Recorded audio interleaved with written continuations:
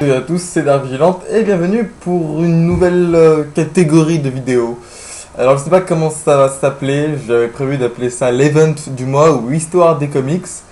Mais le truc c'est que j'en ai déjà fait une semaine dernière sur la trilogie cinématographique de Spider-Man, donc là, voilà, pour cette fois on va l'appeler l'event du mois. Hein. J'essaierai de trouver un nom un peu plus classe pour le mois prochain.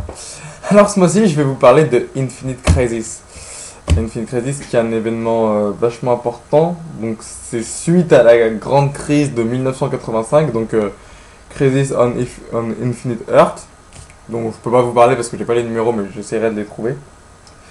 Ça se passe en 2005, c'est une mini-série en 7 numéros écrite par Geoff Johns, dessinée par Phil Jimenez et George Perez, entre autres.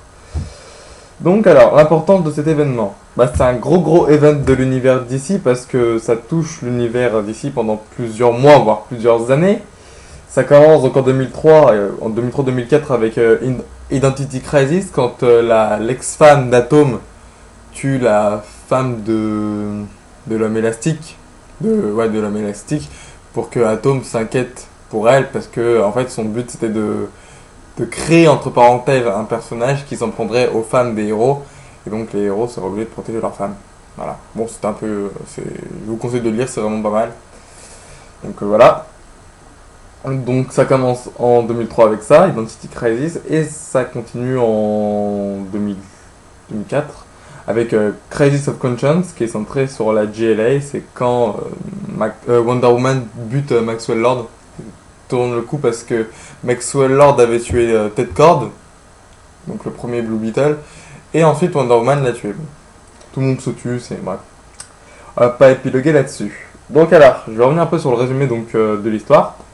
Donc donc après Infinite Crisis on Earth, il y a 4 personnages qui sont bloqués dans une dimension parallèle. 4 personnages, donc il y a comment il s'appelle? Donc il y a Alexander Luthor Jr. de Terre 1, de Terre 3 pardon, donc, le bonhomme là, Alexander Luthor de Terre 3, Superboy Prime là, et là on a Superman de Terre 2 et Lois Lane de Terre 2. Voilà, donc ces 4 personnages sont bloqués dans une espèce de dimension paradisiaque en quelque sorte. Voilà. Et le truc c'est que depuis leur dimension, ils voient à peu près tout ce qui se passe sur notre planète. Donc voilà. Le truc c'est que en fait Alexander Luthor Jr. lui, il veut recréer, en fait il veut fusionner toutes les terres parallèles pour créer une terre parfaite. Voilà. Ils sont bloqués dans ça en fait. Une petite parenthèse. On les voit tous, ils sont bloqués dans une espèce de petite dimension parallèle. En fait, Alexander Luthor, lui, donc Alexander Luthor de Terre 3, lui, il veut recréer une Terre, en fait, il veut fusionner tous les univers parallèles pour recréer une Terre parfaite, en fait, parce qu'il considère que les héros de notre monde, ils sont pas assez bons, quoi. Donc du coup, à un moment, il réussit son coup et il recrée Terre 2, quoi.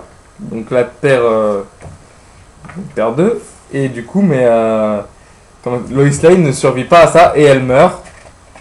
Et elle meurt, en fait, donc elle rentre sur sa terre avec Superman, mais elle survit pas, donc elle meurt. Voilà, Superman super triste. Donc après, du coup, Superman de Terre 2 se bat avec notre Superman à nous, hein, avec une très belle image qui rappelle le Action Comics numéro 1. Voilà. Donc voilà. De son côté, Superboy Prime, lui, il pète un peu un câble en fait. Il s'en prend à tout le monde. Il s'en prend à tout le monde. Il s'en prend à plusieurs héros et à un en particulier, à Superboy normal. Donc il s'en prend à lui en fait. Voilà, on peut le voir là. Parce qu'il considère qu'il fait pas un assez bon Superboy quoi. Mais il faut se rappeler que juste avant ça, ce Superboy là avait été manipulé par Lex Luthor. Hein, ça n'a aucun rapport. Donc au passage de ça, il y a une bataille. Superboy ramène les Ten Titans. Et les Ten Titans ramènent la Doom Patrol et la Société de Justice, je crois. Donc à la suite de ça, Superboy tue pas mal de héros comme on peut le voir. En fait, dans son délire, en fait, il craque mentalement quoi. et il devient un sociopathe quoi. Il bute un peu plein de héros, il pète un peu un câble. Et les Flash décident de l'envoyer dans la Speed Force là, comme on peut le voir. Et c'est à ce moment-là que réapparaît, enfin c'est très bref, hein, mais réapparaît quand même Barry Allen. Donc là on peut le voir, qui était censé être mort en fait dans Infinite Crisis, dans Crisis on Infinite Earth, je vais y arriver. Il était censé être mort, enfin mort entre guillemets. Hein. Vous savez que les héros ils sont jamais réellement morts. Donc il était censé être mort et là on le revoit. Donc voilà. Donc à la suite de ça, quand même, Superboy Prime arrive à sortir de la Speed Force. On le voit notamment ressortir. Il a le. Il est où?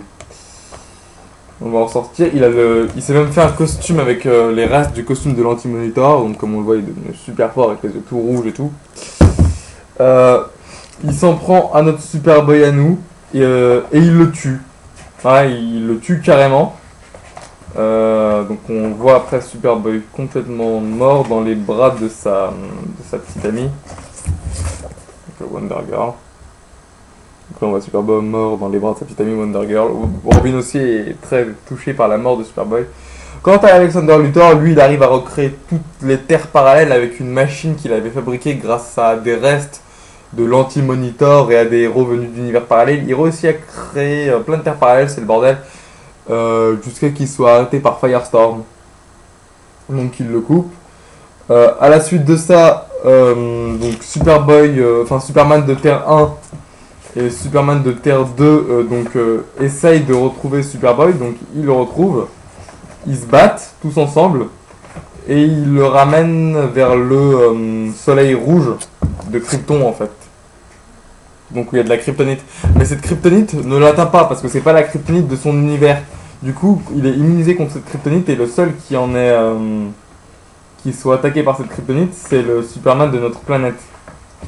Donc à la suite de ça, les deux Superman l'arrêtent et l'envoient dans le soleil rouge de Krypton. Ils s'écrasent sur la planète Mogo, ils se combattent. Le Superman de notre Terre arrive à stopper. D'abord, le Superman de notre Terre se fait massacrer par Superboy, ça il faut le dire. Après, le Superboy massacre Superman de Terre 2, il le tue. Et après, c'est notre Superman qui arrive à arrêter ce Superboy et il est ensuite stoppé par le Green Lantern Corps. J'avoue, c'est pas super clair, j'espère que vous avez compris ce que j'ai dit. Donc à la fin, comment ça se finit? Donc il y a la mort de Lois Lane de Terre 2 et de Superman de Terre 2. Et donc Alexander Luthor, il s'était fait passer pour le Lex Luthor de notre réalité en fait. Ouais.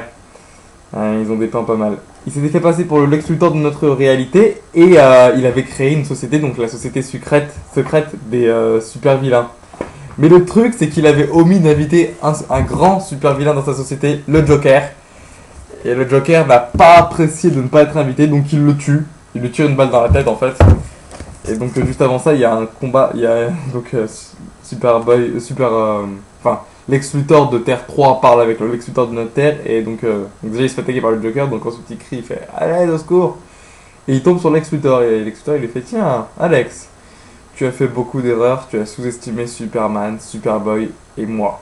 Et la pire, tu as exclu le Joker du jeu. » Et bim, le Joker après il lui tire une balle dans la tête. Ça c'est vraiment un dialogue énorme quoi, c'est juste magnifique.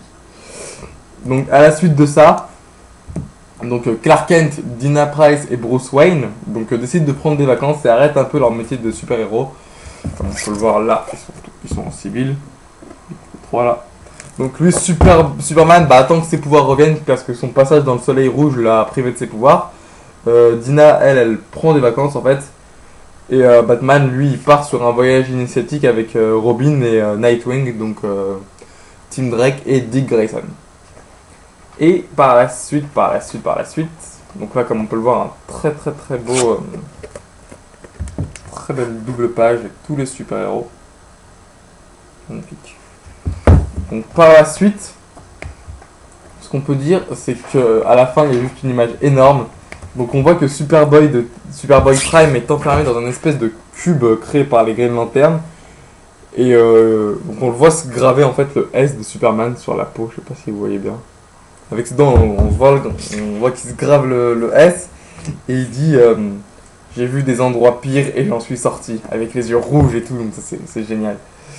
Donc ça a été publié dans Superman Batman et c'est ressorti en DC Deluxe il y a pas longtemps, en novembre je crois. Donc voilà.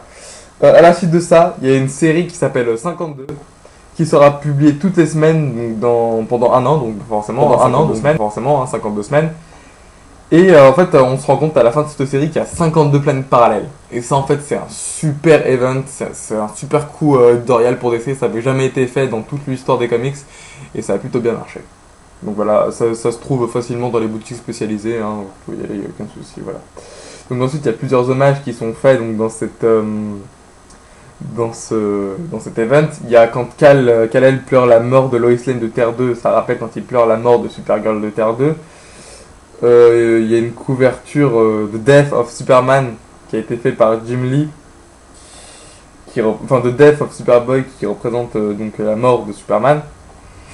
Donc il y a aussi donc le bouclier que Superman se grave dans la poitrine. Ça a été fait en promotion pour justement Death of Superman.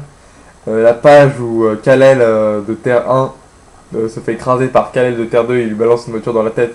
Ça, c'est une référence à la couverture d'Action Comics, numéro 1.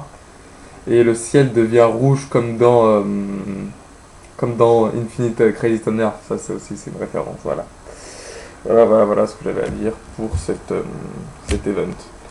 Aussi, je tenais à dire pour ceux qui comprennent, qui ont pas tout suivi les différentes histoires de l'univers d'ici, tout ça. Il y a un moment où le Superman de notre Terre, enfin de Terre 2 du moins, explique à Power Girl, explique tout ce qui se passe en fait, tout ce qui s'est passé plus ou moins, et c'est vachement bien parce qu'il y a tout un récapitulatif des univers parallèles et tout. On voit donc la différence donc, entre les deux terres. On peut le voir, donc deux terres parallèles, donc avec des planètes Krypton qui explosent, deux Superman, deux équipes. Donc d'un côté là c'est la Ligue des Justiciers, et là c'est la Société de Justice. Il y a vraiment tout un récapitulatif des univers parallèles, hein, donc c'est vraiment pas mal pour ceux qui se sentent un peu perdus au début. Voilà. Voilà, c'est tout ce que j'avais à dire pour cette vidéo, donc je vous dis merci à tous et à bientôt. Salut!